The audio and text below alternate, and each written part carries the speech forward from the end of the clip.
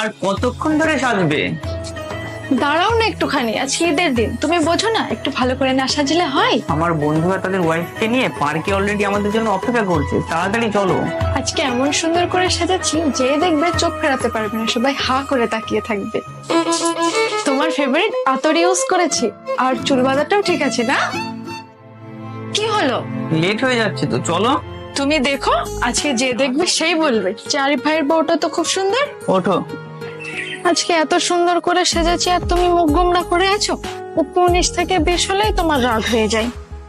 দাঁড়াও, আমি এত সুন্দর মেকআপ করেছি, তোমার পছন্দের আতর লাগিয়েছি, কিন্তু তুমি আমার প্রশংসাই করছো না। প্রশংসা না হয় না করলে একটু বলতেও তো পারো আমাকে কেমন লাগছে। তুমি কি কিছুই বোঝো না?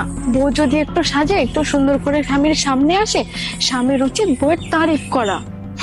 তারিফ তো দূরে থাক, তুমি তো একবার আমার দিকে ভালো করে ফিরেও তাকা।